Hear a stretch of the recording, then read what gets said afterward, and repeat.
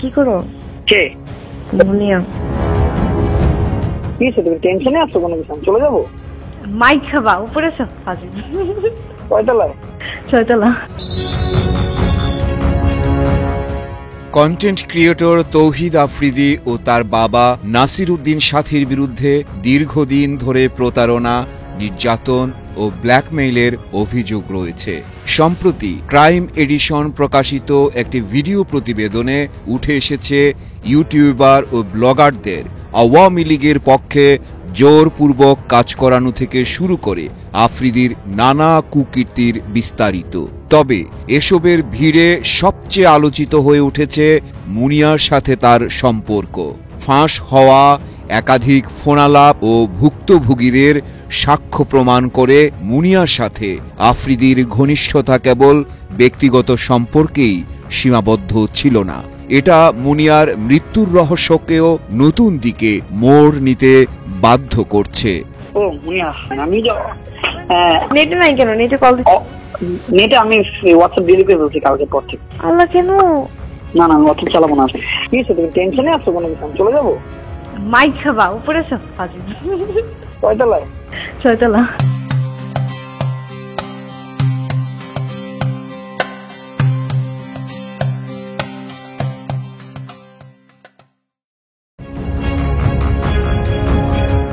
প্রতিবেদনে বলা হয়, জুলাই আন্দোলন চলাকালে তৌহিদ আফ্রিদি জনপ্রিয় কন্টেন্ট ক্রিয়েটরদের হুমকি দিয়ে সরকারের পক্ষে কাজে লাগানোর চেষ্টা চালিয়েছেন।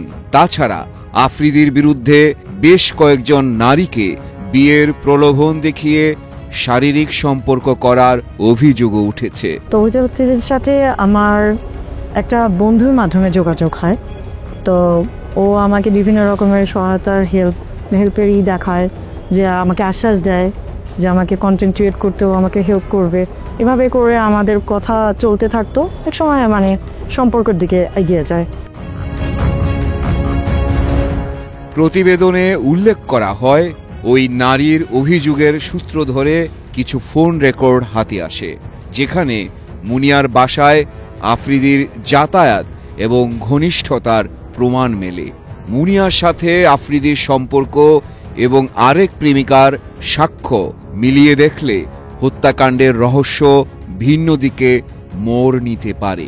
একটা ফোন কলে মুনিয়া, অন্য এক নারী ও তৌহিদ আফ্রিদির কথা শোনা যায়। কি জানি মাত্র বললাম, এটা রিপিট করো। বলতে রসকস থাকবে না, মানে তুমি টাইম দিবা না, এটা তো আছেই। ও রসকস থাকবে না বিয়ের পর? বিয়ের আগে রসকস না, বিয়ের পর তো আরো দূরে। ঠিক আছে, উনি কিভাবে বললো? ওনাকে আমি তোমার উপরে কিছু। হ্যালো, হ্যাঁ, কোথায় তুমি? হ্যালো, হ্যাঁ, কই, কি করো? এই যে আমি রাত্রেবেলার মধ্যে আসছি। ও, কোথায় আসবা? তোমার ঠিক করবো রাতে। আচ্ছা, ঠিক আছে, ফোন দিও, আগে জানাও। হ্যাঁ, কোথায় তুমি? অফিস কাজে। অফিসে গাড়ি চালাও? না, অফিস। আচ্ছা, তো এখন কি করবো বলো একটু? কি করবো মানে বুঝিনি। মানে আজকে দেখা করবেন আমার সাথে একটু? রাত্রে না, আমি মানে মাত্র ইন্টারকন্টিনেন্টাল থেকে বেরোচ্ছি। হ্যাঁ, আমার কথা হচ্ছে আমি আসতে পারবো, কোনো সমস্যা নেই, কিন্তু আমি একটু ড্রাঙ্ক। তবে হবে না, সমস্যা কি? আচ্ছা, ওই কথা বলতে পারো না? হইছে মাইকাবা।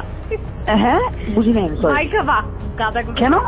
গাদা কেন? তুমি এত ন্যাচারাল ভাবে কথা বলতে পারতা? হ্যাঁ, আমি ন্যাচারালি কথা বলি। হ্যাঁ, কি করো? আচ্ছা, যাক, একটু 1%। হ্যাঁ, এটা আমি একটু জানালাম। আর এই আমি আসছি। এত দুষ্ট কেন তুমি? এরকম একের পর এক ফাঁস হওয়া ফোন কলে মুনিয়ার সাথে আফ্রিদির ঘনিষ্ঠতা ধরা পড়ে এবং তাদের কথাবার্তার ধরন ধারণই বলে দেয় মুনিয়ার সাথে আফ্রিদির ঘনিষ্ঠতা কি রকম ছিল। আমি জানতে পারি যে বিভিন্ন মেয়েদের সাথে ওর সম্পর্ক আছে, এবং মুনিয়া নামে যে একটা মেয়ে আছে ওর সাথে ওর সম্পর্ক। তো আমি এটা জেনে ওর সাথে আমি একটু রাগারাগি করি, কারণ এটা স্বাভাবিক, আমার একটু খারাপ লাগতেই পারে, আমি যেহেতু ওকে ভালোবেসে ফেলেছি। তো ওকে আমি বলার পরেও আমার সাথে খুব বাজেভাবে রিয়াক্ট নেয়, বলে যে একসময় এরকম বলে যে মুনিয়ার যেরকম অবস্থা হয়েছে আমারও ঠিক সেরকম অবস্থা হবে, মানে ইনডিরেক্টলি ও আমাকে হত্যার হুমকি দেয়।